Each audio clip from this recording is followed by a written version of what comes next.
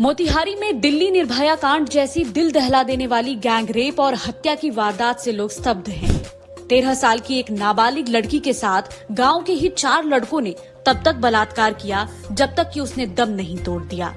मामले का खुलासा तब हुआ जब एक आरोपी ने शराब के नशे में अपने दोस्त को बलात्कार की पूरी कहानी बताई। इस दौरान लड़की के पिता भी वहां मौजूद थे। उन्होंने पुलिस को बताया, जिसके बाद सभी आरोपियों के नाम सामने आ गए। तारीख 16 जून, वक्त शाम के करीब 7 बजे, जगह मोतिहारी। 6वीं क्लास में पढ़ने वाली एक नाबालिग लड़की घर से कुरकुरे खरीदने के लिए निकली। रास्ते में एक दोस्त मिल गया। दोनों खड़े होकर बातें करने लगे। गांव वालों ने गलत समझा और मारने के लिए दौड़ाया। दोनों भागे, लड़का आगे निकल गया, लड़की एक घर में घुस गई। मैं हूँ रोहित, न्यू नई भारत लाइव से। अभी जो है 16 जून को निर्भया हत्याकांड की तरह ही जो है मोतिहारी में 4 दरिंदों ने दरिंदगी की। उस दरिंदगी को आप सबने सुना और सबने देखा। 16 जून की घटना है और 16 जून को जो है वह लड़की जो है अपने घर से कुरकुरा खरीदने के लिए निकली और वह अपने घर फिर कुरकुरा खरीद कर वह वापस नहीं गई। इसके बीच में वजह यह रहा कि वह लड़की अपने दोस्तों से मिलती है, तभी वहाँ पर कुछ लोग हल्ला करते हैं। वह लड़की डर जाती है और बगल के ही घर में छुप जाती है, लेकिन वहाँ पर 4 दरिंदे गए हैं और जो है वह लड़की छुप जाती है। फिर बाद में वह लड़की बाहर आती है तो वह उस लड़की को जबरन वह घींच कर लेके जाते हैं और गाड़ी में बैठाते हैं और लड़की को कहते हैं मैं तुमको मार दूंगा, नहीं तो साथ में चलो। वो लड़की जो है जाती है और उसके साथ जो है जो दुष्कर्म किए 2 आरोपी जो है गिरफ्त हो गए हैं और 2 आरोपी की गिरफ्तारी अभी तक नहीं हुई है। हमारे साथ संजय मिश्रा हैं। इस घटना को, पूरी खबर को इनसे हम जानेंगे कि वास्तव में उस घटना के दिन हुआ क्या था और क्या क्या हुआ, जिसका यह जो है निर्भया, दिल्ली में जो निर्भया हत्याकांड हुआ था, सेम उसी तरह मोतिहारी में इस तरह घटना शर्मसार कर देती है। संजय जी, आपको हमारे चैनल में बहुत स्वागत है। बहुत बहुत धन्यवाद रोहित जी। इस निर्भया हत्याकांड जो मोतिहारी में जो देखने को मिल रहा है, आपका मन कितना विचलित करता है? बहुत दुख होता है ऐसी घटनाओं को जब हम लोग देखते हैं, सुनते हैं। तो मोतिहारी तो हम लोग का होम टाउन ही है, तो हम लोग तो जरूर चाहेंगे कि मोतिहारी सुरक्षित रहे, शांतिपूर्ण ढंग से सभी लोग रहें। बहुत ही दुखद घटना हुई है और हम लोग का दुर्भाग्य है कि देश की राजधानी दिल्ली या बड़े मेट्रो सिटी में कुछ ऐसी दुर्घटनाएं होती है, घटनाएं होती है तो पूरा देश को पता चल जाता है, लेकिन छोटे जगहों पे वैसी ही दुर्घटनाएं होती है तो उसका वो व्यापक असर लोगों में नहीं जाता है, लोगों के बीच में वो खबर नहीं पहुंच पाता है। और मोतिहारी में भी आप देखिए कि कितना बड़ा एक घटना है, लेकिन बहुत सारे लोग इस कोई फर्क नहीं पड़ रहा है। ऐसा है कि चलिए भाई, ये लोग मान चुके हैं कि अब अपराध तो ये आपके जिंदगी का हिस्सा बन चुका है, किसी का खून नहीं खौल रहा है। कोई आंदोलन, धरना प्रदर्शन आप इस घटना के बाद आपने नहीं देखा, चाहे वो कोई भी संगठन हो। ये दुखद चीज है। आपको विरोध, अगर कुछ गलत हो रहा है समाज के अंदर तो उसका विरोध करना चाहिए। आप ये नहीं सोचिए कि चलिए मेरे साथ नहीं हुआ, वो अगर यही माहौल रहेगा तो एक दिन आपके साथ भी हो सकता है। तो बहुत ही दुखद घटना है। उस परिवार की प्रति मेरी पूरी संवेदना है। उस लड़की के लिए बहुत तकलीफ हो रहा है, बहुत दुख हो रहा है। अच्छा पढ़ने वाली थी, पढ़ रही थी, उसका हैंडराइटिंग मैंने देखा था, बहुत अच्छा उसका हैंडराइटिंग था। जब उसके घर पे मैं न्यूज़ बनाने गया था, उसकी माँ से, उसके पिता से बात मैंने जब किया तो मन बड़ा दुखी हुआ कि भाई हमारे समाज में, हमें नहीं पता है कि ऐसे ऐसे दरिंदगे हमारे समाज में कहाँ कहाँ हैं, जो मौका मिलते ही अपना असली रूप दिखाने लगते हैं, दरिंदगी पे उतर जाते हैं। और दुख इस बात का होता है कि कोई भी अपराधी अपराध करने के पहले उसके मन में कानून का, पुलिस का डर क्यों नहीं है? ऐसा नहीं है कि उन अपराधियों ने अनजाने में अपराध कर दिया, पूरा सोची समझी साजिश के तहत उन लोगों ने अपराध किया है। लड़की अपने एक लड़के, कोई मित्र उसका हो, बात कर रही थी, गांव वालों ने देखा। तो आजकल हमारे गांव का भी, लोगों का भी मन में एक मानसिकता हो गया है कि लड़का लड़की बात कर रहा है तो उनको परेशान करो। अरे भाई, उनको भी आज़ादी दीजिए। अगर वो कोई किसी के साथ जबरदस्ती नहीं कर रहा है, दोनों अपनी इच्छापूर्ण बात कर रहे हैं, तो उनको बात करने दीजिए। अगर कुछ वो गलत नहीं कर रहे हैं तो उनको समझाइए, उनके गार्जियन को बुलाइए। तो गाँव वालों ने, जैसा कि खबरें आई, कि दौड़ा दिया, वो लड़की घर में छुप गई। उस महिला का भी दायित्व था कि ठीक है, रात हो गई थी तो पनाह दे दी थी घर में, या 112 नंबर की सर्विस, इतनी अच्छी सर्विस, मैं तारीफ करूंगा कि 112 नंबर की पुलिस, आप फोन करते हैं तो 10-15 मिनट के अंदर में आपके पास पहुंच जाती है मदद को लेके। तो महिला जिसके घर में थी, पुलिस को ही बुला लेती कि पता नहीं ये कौन लड़की है। अब वो 4 आदमी जो नर्सरी थे, तो पता नहीं उस महिला को पता था कि नहीं उनके बारे में। घर पहुंचाने के नाम पे उस लड़की को ले गए, तो गलत तो वहीं से होने लगा।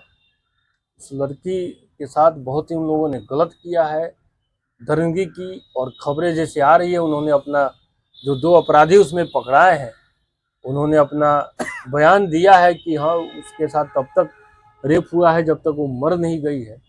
तो ये जघन्य एक कांड हुआ है, ये rare of the rare case में आता है। और मैं सरकार से और अपने पुलिस अधिकारियों से मांग करूंगा कि स्पीडी ट्रायल चला के उन्हें फांसी की सजा दें। क्योंकि लड़की डरी हुई है, सहमी है, उसको घर पहुंचाने के नाम पे उन्होंने साजिश किया, सुनसान जगह पे ले गए और तब तक रेप किया जब तक उसकी मौत हो गई। ये बहुत ही दुखद घटना 16 है। जून की घटना है। 19 तारीख के जो है उनके परिजन आए, थाने में रिपोर्ट दर्ज कराया। पुलिस की मांग जो है 8,000 रुपये की मांग।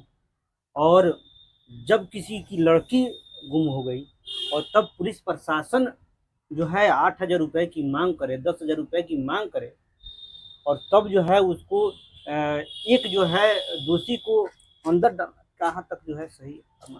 देखिए, 2 अपराधी पकड़ाए हैं। अब लड़की की मां ने आरोप लगाया है, मैं इसकी पुष्टि नहीं करूंगा कि पुलिस के कोई अधिकारी ने उस महिला से पैसा मांगा था। लड़की की मां का आरोप है और इसकी जांच हो रही है। मोतिहारी एसपी कांतेश मिश्रा ने इस पे अपना बयान दिया था कि जांच कराएंगे, अगर दोषी होगा तो उन्हें सजा मिलेगा। तो ये दुखद घटना है। कोई भी, एक तो लड़की के घर वाले भी 3 दिन विलम्ब से आए, तुरंत उन्हें फोन सूचना देना चाहिए था पुलिस को। खोजबीन किए थे। हाँ, ये अपने देखिए, आजकल अब मान के चलिए कि किसी की लड़की या लड़का गायब हो रहा है, तो अब मैं अपील कर रहा हूँ तमाम समाज के लोगों से, अब शर्मिंदगी महसूस मत कीजिए, तत्काल पुलिस को खबर कीजिए ताकि उनके साथ कुछ गलत होने से आप बचा सके। 3 दिन का समय बहुत हो गया, और 3 दिन के बाद जब वो आते हैं, तो अगर पुलिस वाले ने कोई भी अगर रिश्वत की मांग की है तो मैं इसकी कड़े शब्दों में निंदा करता हूं। ऐसा नहीं होना था। और 2 अपराधी पकड़ाए हैं।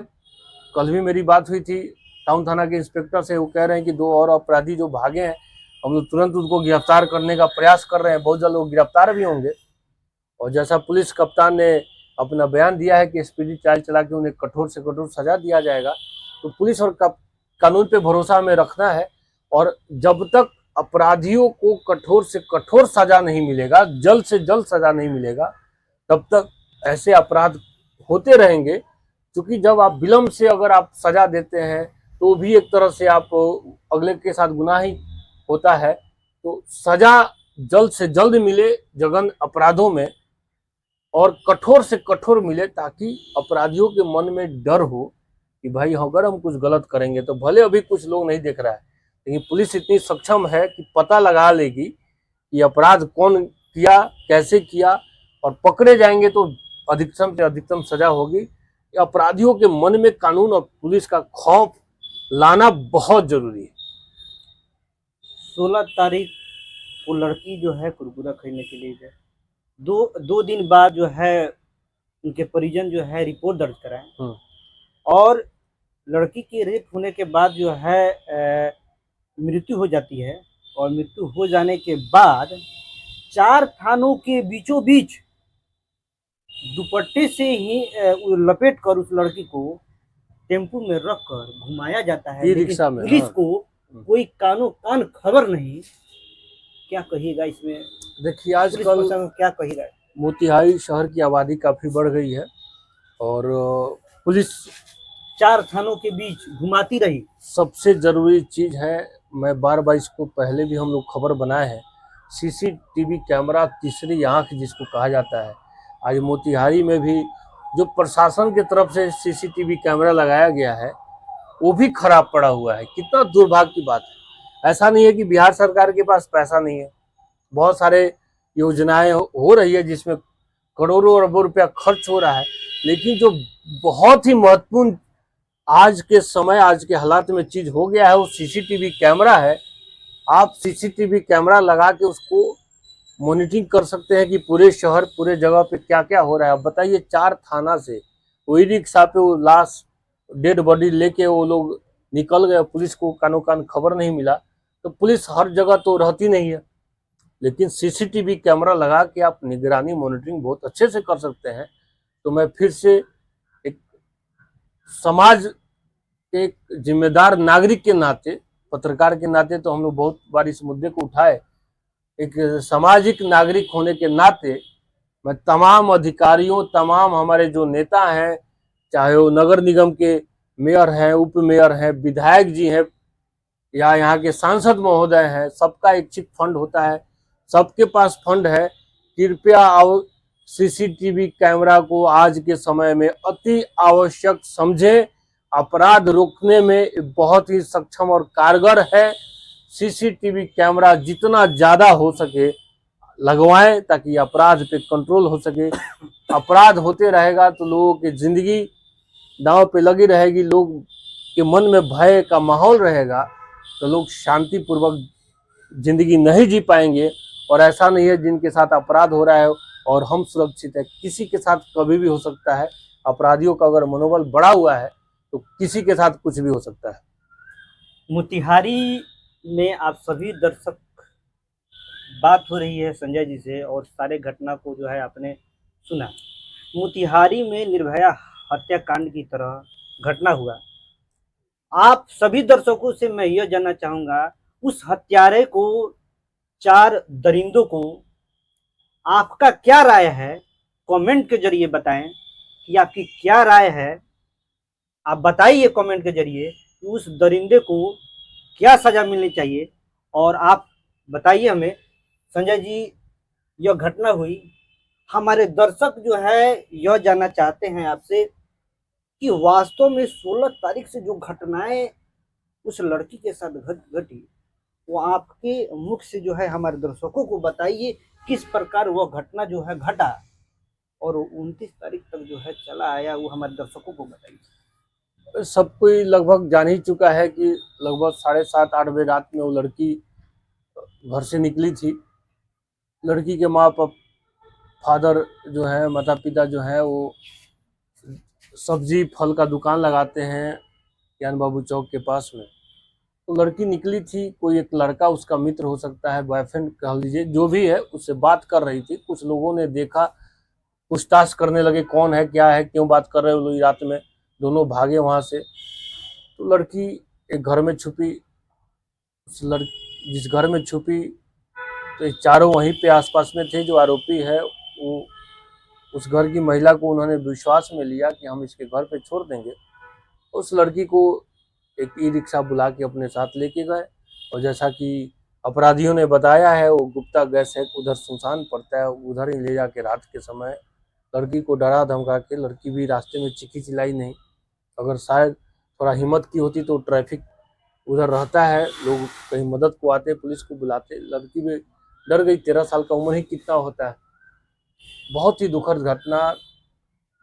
मैंने लड़की के का फोटो देखा है, लड़की की किताबें देखी है, घर पे गया हूँ, मैं माता पिता से बात किया हूँ, उनका तकलीफ, उनके दर्द को समझा जा सकता है। तो वहीं पे उन लोगों ने रेप किया और फिर जब लड़की मर गई तो उसी के दुपट्टे से ही रिक्शा पे रख के सुनसान जगह नदी में जाकर फेंक आए।